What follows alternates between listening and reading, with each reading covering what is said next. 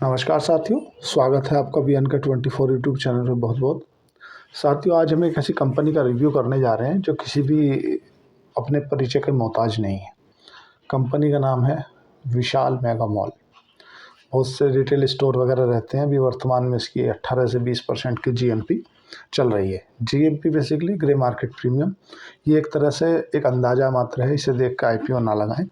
IPO की अगर हम बात करें कि कितनी तारीख से कितनी तारीख तक आईपीओ खुला रहेगा, तो पहले हम इसका बिज़नेस समझ लेते हैं। तो जो विशाल मेगा मॉल है उसका बिज़नेस का मैं आपको क्या बताऊँ, आप सभी लोग विशाल नाम से जानते हो। इसका जो बिज़नेस है ना, बेसिकली ये क्या करती है, जो कपड़े होते हैं ना, कपड़ों को अच्छी रेंज में प्रोवाइड करती है।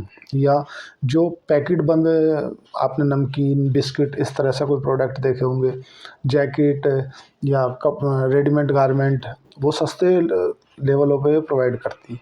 इसके वर्तमान में अगर पूरे भारत की बात करें तो लगभग 650 के आसपास में रिटेल स्टोर हैं। 643 कंपनी ने बैलेंस शीट पर बताया है। तो लगभग 650 इनके अभी रिटेल स्टोर हैं, जो लगभग सभी सिटी में है। मतलब बड़ी बड़ी जो भी ज़िले हैं या तहसील स्तर भी है, जो बड़े स्तर का है, वहाँ पे सभी हैं। तो विशाल मेगा मॉल अपने आप में किसी भी परिचय का मोहताज नहीं है। एफएमसीजी प्रोडक्ट भी काफ़ी बिकते हैं, जो एक तरह से बंद प्रोडक्ट होते हैं। तो अब हम बात करते हैं कि कंपनी कितने रुपए आईपीओ के जरिए जुटाना चाहती है। तो विशाल मेगा मॉल 8,000 करोड़ रुपया आईपीओ के जरिए जुटाना चाहता है। हम बात करें कि ये कितना पैसा प्रमोटर का है और कितना पैसा कंपनी में लगने वाला है। तो देखो क्या है कि कंपनी को रुपये की आवश्यकता नहीं है। ये पूरा का पूरा ऑफर फॉर सेल के जरिए प्रमोटर अपनी हिस्सेदारी बेच रहे हैं और पैसा प्रमोटर की जेब में जाने वाला है। बिल्कुल सिंपल फंडा है। अब बात करें कि यार ये कितने परसेंट होल्डिंग है, बाद में कितनी रह जाएगी। अगर बात करें तो इसकी वर्तमान में जो प्रमोटरों के पास में होल्डिंग है ना, वो 96% है। और आफ्टर आईपीओ होने के बाद में लगभग 67% होल्डिंग प्रमोटर के पास में बचेगी। अगर प्रमोटर की बात करें तो एक तो सामियात सर्विसेज है और एक केदारा कैपिटल है। ये इनके प्रमोटर हैं। हम बात करें तो ये मान के चलो कि पहले इसका नाम बदला गया था। इस कंपनी का पहले नाम बदला गया था और उससे बाद में प्रमोटरों ने 2020 या 19 के आसपास इसका नाम बदल के विशाल मेगा मॉल कर दिया। और ये दो कंपनी से मिलकर एक कंपनी बनी हुई है, जॉइंट हो गए। अब बात करें कि आईपीओ का प्राइस बैंड क्या है। तो आईपीओ क्या है कि 74 रुपये से लेकर के 78 रुपये का प्राइस बैंड रखा गया है। 190 शेयरों का एक लॉट है। अगर रिटेल भाई इस आईपीओ को लगाता है तो एक रिटेल भाई को एक एप्लीकेशन लगाने के लिए लगभग 14,820 रुपये लगाने पड़ेंगे। अब बात करते हैं कि इसमें कोटा कितने परसेंट किसका रखा गया है। तो वर्तमान में अगर हम क्यूआईबी की बात करें, क्वालिफाइड इंस्टीट्यूशनल इन्वेस्टर, उनके लिए 50% कोटा रिजर्व रखा गया है। और अगर हम एनआईआई की बात करें, नॉन इंस्टीट्यूशनल इन्वेस्टर हो, उनके लिए 15% कोटा रिजर्व रखा गया है। अगर हम बात करें रिटेलरों के लिए 35% कोटा रिजर्व रखा गया है। अगर हम बात करें कि एनएससी या बीएससी किस में लिस्ट होगी, तो ये दोनों ही पे ही लिस्ट होने वाली है, एनएससी और बीएससी। विशाल मेगा मॉल काफ़ी जानी मानी फर्म है। अब इसको परिचय का मोहताज ये नहीं है अपने आप में। अगर देखा जाए, अगर आप सिटी से बिलोंग करते हो या टाउन से बिलोंग करते हो, तो विशाल मेगा मॉल आपने कहीं भी देखे होंगे, समझ लो यही है। आईपीओ की बात करें कितनी तारीख से खुला रहेगा। आईपीओ इनिशियल पब्लिक ऑफर 11 दिसंबर से ओपन होगा और 13 दिसंबर को क्लोज़ होगा। 11 तारीख से 13 तारीख के बीच में आप इसमें एप्लीकेशन लगा सकते हैं। अगर हम इसमें अलॉटमेंट की बात करें तो 16 दिसंबर को अलॉटमेंट आएगा। अगर रिफ़ंड की बात करें, जिसको अलॉट नहीं होगा उसका जो कैश है वो 17 दिसंबर को उसके अकाउंट में रिफ़ंड कर दिया जाएगा। अब बात करें कि जो क्रेडिट है, उसके जो शेयर है, मान लो किसी को आईपीओ लग जाता है तो उसके जो डीमेट अकाउंट है उसमें 17 दिसंबर को ही उसके शेयर क्रेडिट कर दिए जाएंगे। अगर हम बात करें इसकी लिस्टिंग की, तो लिस्टिंग इसकी 18 दिसंबर को लिस्टिंग है। और फेस वैल्यू की बात करें तो 10 की फेस वैल्यू पे ये आ रही है। बहुत अच्छी बात है। इसकी अपनी खुद की सब्सिडरी भी हैं, 2 सब्सिडरी हैं विशाल मेगा मॉल की। तो अब अगर बात करें तो ये तो समझ लो कि ये अपने आप में, जैसे डी मार्ट हुआ, विशाल मेगा मॉल हुआ, या तुम्हारा वी मार्ट हुआ, इस तरह से जो, या तुम्हारा ट्रेंड हुआ, तो ये अपने आप में दिग्गज हाथी माने जाते हैं। इसमें वर्तमान में 16,000 कर्मचारी से ज़्यादा काम करते हैं।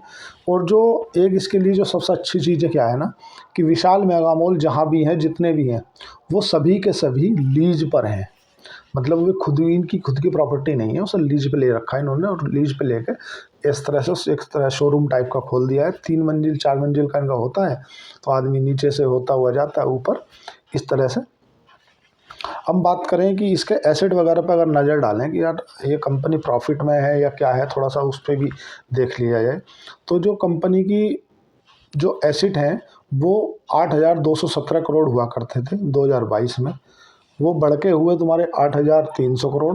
फिर अभी 2024 की अगर बात करें तो 9,000 के आसपास, मतलब 8,945 करोड़ रुपए के एसेट अभी इसके हैं। अगर रेवेन्यू की बात करें तो रेवेन्यू 2022 में 5623 करोड़ 5653 करोड़ का हुआ करता था।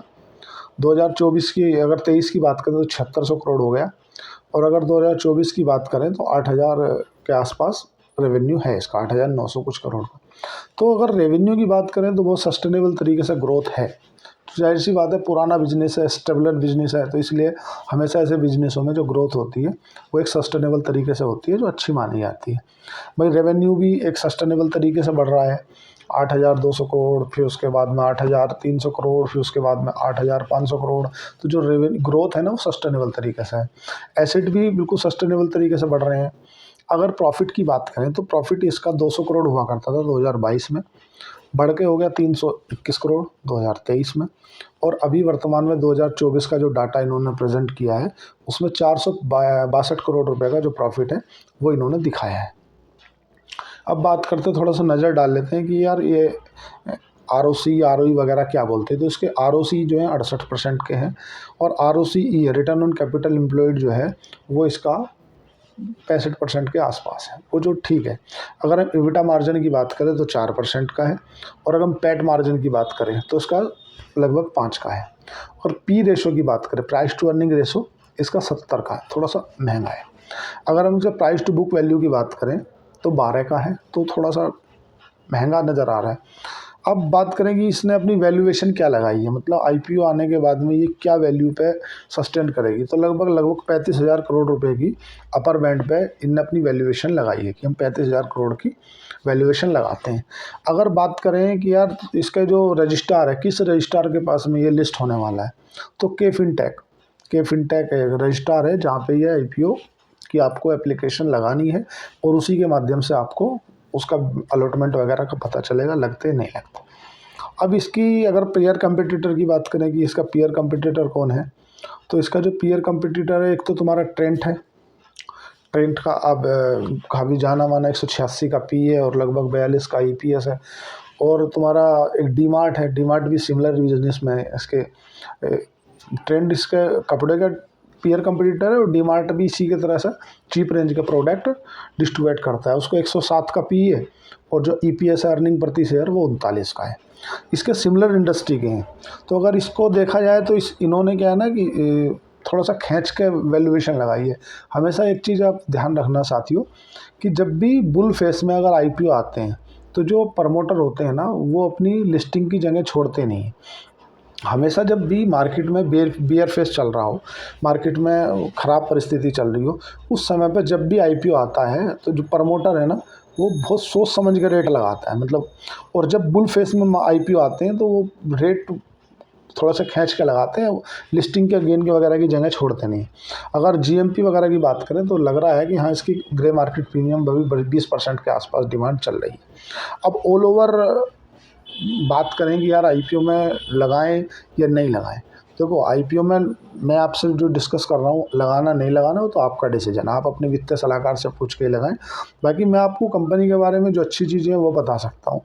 कि देखो अच्छी चीज़ तो ये क्या है कि ये बिज़नेस में आप पैसा लगाओ, जैसे डी मार्ट हो गया, ट्रेंड हो गया, या विशाल मेगा मॉल हो गया, ये कभी बंद होने वाले नहीं हैं। क्योंकि पॉपुलेशन का जो एक क्रेज चल रहा है। मतलब आज पहले एक समय हुआ करता था जब हम बच्चे थे, हमारे माता पिता हमें कपड़े सिलवाते थे, कपड़े लाते थे। उसके बाद अब बच्चे का जो क्रेज आ रहा है, जो नई जनरेशन है, वो क्या है कि खुद जाके खुद चूज़ करके पसंद करना पसंद करती है। पापा आप तो पैसे दे दो, हम अपने से जाएंगे, हम देखेंगे टी शर्ट लाना है, शर्ट लाना है। तो अब वो क्रेज ख़त्म होता जा रहा धीरे धीरे। जो पहले हम जब आप बच्चे हुआ करते थे, तो उस समय पे जब हम जाते थे, मम्मी पापा पैंट शर्ट लाते थे, उसको सिलवाते थे दर्जी से, फिर वो पहनते थे। अब क्या बच्चे, पापा हमें कपड़े लेने हैं, आप तो पैसे दे दो, हम जाके अपना खुद से चॉइस करके ले लेंगे। तो अभी जो यूथ, जो जनरेशन है का जो बढ़ता जा रहा है क्रेज़, तो उसमें कहीं न कहीं ट्रेंड हुआ या विशाल मेगा मॉल हुआ, इस तरह से जो बिज़नेसेस है ना, उनको बेनिफिट मिलेगा, नो डाउट। पॉजिटिव बात एक और है कि इन्होंने जो आईपीओ लेके आ रहे हैं, आईपीओ किस लिए लेके आ रहे हैं कि एक सेबी का सर्कुलेशन है कि भाई आपको अपनी 75% या आप होल्डिंग अपने पास रख सकते हो। अगर आप अपनी आईपीओ नहीं करोगे तो सेबी इनको ज़बरदस्ती करा देगी। जैसे कि 1989 में हुआ था, 1989 1990 के आसपास की बात है। तो जो ये हिंदुस्तान यूनिलीवर है या नेस्ले है, तो ये जो बड़ी बड़ी कंपनियां हैं ना, तुम्हारा ये पूरी की पूरी होल्डिंग अपने पास रख के बैठी थी। तो सेबी ने अपने एक सर्कुलर लेके आई थी, बोले ऐसा नहीं चलेगा भाई साहब। उस समय तो सेबी नहीं हुआ करती थी, सेबी तो 1990 या 95 के आसपास बनी। तो ये क्या है कि उस समय भारत सरकार ने दबाव डाल के इन कंपनियों के ऊपर बोला कि आप जितनी भी कमाते हो यहाँ से, हमारे यहाँ से कमा के ले जा रहे हो और लेकर उसे आप बाहर चले जा रहे हो, तो आप अपना कुछ हिस्सा यहाँ के इन्वेस्टरों के लिए दो, जो यहाँ इन्वेस्टर हैं, जो आपकी कंपनी में पैसा लगाना चाहते हैं, ताकि उसका लाभ उन्हें भी मिल सके।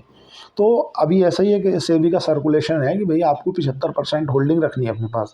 25% होल्डिंग जो है वो आपको पब्लिक के पास में देनी ही पड़ेगी। एक तो ये इनके लिए अच्छी बात है कि भाई जो इन्वेस्टर है उनके लिए कि यार ये इनको एक तरह से किसी के नियम के कारण आईपीओ लाना पड़ रहा है, कि ऐसा नहीं है कि इनको रुपये की ज़रूरत है। विशाल मेगा मॉल को रुपये की ज़रूरत नहीं है, पूरा का पूरा पैसा प्रमोटर की जेब में जाने वाला है, 8,000 करोड़। पहली बात तो ये क्लियर कर लो, कंपनी में नहीं जाएगा, ये मेरा विशाल मेगा मॉल में जाएगा। प्रमोटर अपनी हिस्सेदारी बेच रहा है, 8,000 करोड़ रुपया प्रमोटर के पास में जाने वाला है। ये विशाल मेगा मॉल में किसी भी रूप में नहीं आने वाला, क्योंकि सेबी का जो नियम है कि आपको 100% होल्डिंग नहीं रखनी है अपने पास, आपको 75% होल्डिंग रखनी है, 15% होल्डिंग पब्लिक में डिस्ट्रीब्यूट करनी है। उस नियम के कारण ये अपनी आईपीओ लेके आ रहे हैं। पहली बात तो ये होगी। अब बात करते हैं कि दूसरा पॉजिटिव क्या है। दूसरा पॉजिटिव ये है कि विशाल मेगा मॉल जैसा बिजनेस हमेशा चलता है, चाहे आप डी मार्ट को देख लो, चाहे जितने भी बिजनेस हुए हैं वो बढ़िया पैसा कमा के दिया है लोगों को। अब कुछ नेगेटिव भी बात करें, भैया पॉजिटिव कर ली तो नेगेटिव भी करनी पड़ेगी ना। तो नेगेटिव क्या है इसमें कि यार पूरा का पूरा ऑफर फॉर सेल है। जो डीप इन्वेस्टर होते हैं या जो वैल्यू इन्वेस्टर होते हैं ना, वो कभी भी ओएफएस में पैसा नहीं लगाते। और ऐसा नहीं है कि अगर तुम सोचो कि यार ओएफएस हमेशा ख़राब होता है, ये मैंने दोनों चीज़ें डिस्कस कर ली। अभी मैं कॉमनली बात करना चाहता हूँ। अगर पेज इंडस्ट्री की बात करें, पेज इंडस्ट्री जो कि जॉकी वगैरह के डॉलर के चड्डी वगैरह बनाती है, आपने देखा होगा ना, उसके प्रमोटर ने 40 रुपये में अपनी होल्डिंग बेच दी थी। स्टॉक का प्राइस 41 हज़ार रुपये का चल रहा है अभी। ऐसा प्रमोटर को भी नहीं मालूम रहता कि यार मेरा बिजनेस कहाँ जाने वाला है आगे जाके। आइसर मोटर्स का जो कंपनी का जो प्रमोटर है, उनने अपनी 30-35 रुपये में होल्डिंग बेच दी थी, और आज वो बोनस देने के बाद भी 4,000 के आसपास खड़ा है वो। तो ऐसा ज़रूरी नहीं है कि हमेशा जो प्रमोटर कोई माल बेच रहा है तो ख़राब होता है, बिल्कुल भी नहीं। अभी इंडिगो एयरलाइंस है, जो इंडिगो को एयरलाइंस ने 3,000 रुपये में ब्लैक डील में माल बेच दिया, अभी 4,000 में अभी भी पहुंच गया वो शेयर। तो ज़रूरी नहीं है कि अगर प्रमोटर माल बेच रहा है तो हमेशा नेगेटिव होता है, पर अधिकतर प्रमोटरों का माल बेचना, अपनी कंपनी में हिस्सेदारी बेचना नेगेटिव माना जाता है। पर अगर बिज़नेस की बात करें तो इसके बिज़नेस अच्छे हैं। तो इसलिए अब आपको आईपीओ में लगाना है या नहीं लगाना है, मैं तो आपको केवल जनरली बातें बता रहा हूँ जो कि ठीक है। अगर बिज़नेस मॉडल की बात करें तो बेहतरीन बिज़नेस मॉडल है, विक्रेज है, जनरेशन टू जनरेशन वेरी करती है। हमारी जनरेशन में नहीं था। अब हमारी जनरेशन में हम जाते थे तो हमारे माता पिता को लगता था मतलब तुम कपड़े लेने जाओगे, मतलब तुम्हारी इतनी, हम जो बोलेंगे वो पहनना तुम्हें। तो अभी जो जनरेशन है वो बोलती है पापा हम जाते हैं। तो डिपेंड करता है कि भाई जनरेशन टू जनरेशन क्या क्रेज़ चल रहा है। अभी जो क्रेज़ चल रहा है, बच्चे अपने से लेना पसंद करते हैं और ज़्यादातर वो मॉल वगैरह में ही जाके कपड़ा ख़रीदना पसंद करते हैं। तो अभी तक की जो मैंने इसकी बैलेंस शीट पढ़ी या वो पढ़ा, मैंने पाया कि ठीक ठाक कंपनी नज़र आ रही है। और लिस्टिंग वगैरह पे पता चलता है कि बाज़ार का मूल माहौल क्या रहता है। शेयर बाज़ार बहुत ही रिस्की है, पढ़ना ज़रूरी है। अगर आप पढ़ोगे नहीं तो बहुत नुकसान कर लोगे।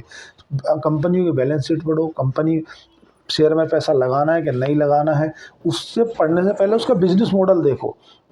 आप किसी कंपनी का शेयर खरीद रहे हो, मतलब उस कंपनी का आप हिस्सा खरीद रहे हो। शेयर मतलब क्या है? शेयर मतलब हिस्सा। तो आपको सबसे पहले क्या करना है, उस कंपनी का बिजनेस मॉडल पढ़ना है कि वो कंपनी प्रॉफिटेबल है क्या नहीं है, लॉस मेकिंग तो नहीं है, कंपनी में ऐसे कोई लूप होल तो नहीं है जिसके कारण ये माल बेच रहे हो। तो 2-3 चीज़ें डिस्कस करनी होती हैं, मतलब। और वो कहाँ से आएगी? वो आएगी पढ़ने से। पढ़ना बहुत ज़रूरी है। अगर आप पढ़ोगे नहीं तो हमेशा मात खा जाओगे। शेयर बाज़ार में पैसा लगाने से पहले कंपनियों के बारे में रिसर्च करो, अच्छे से पढ़ो, अपने फाइनेंशियली एडवाइज़र से सलाह करो, उसके बाद ही शेयर बाज़ार में पैसा लगाओ, अन्यथा नुकसान कर लोगे। आईपीओ में लगाना है या नहीं लगाना है, ये आपका अपना डिसीजन होगा। अगर बात मेरी करें कि मैं क्या करूँगा, तो मैं भी इसको ऑब्ज़र्व कर रहा हूँ, मार्केट के क्या मूड माहौल बनेगा उसके बाद मैं इसमें देखता हूँ। बाकी बिज़नेस अच्छा है, विशाल मेगा मॉल किसी चीज़ का परिचय का मोहताज है नहीं।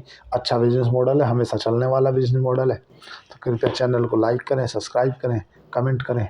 हाथियों में देख रहा था 77% सब्सक्राइबर ऐसे हैं जो मेरा चैनल देखते कंटिन्यू है पर उसको सब्सक्राइब नहीं करते। तो 0.5 सेकंड जाती है, कर दिया करो। थैंक यू, धन्यवाद।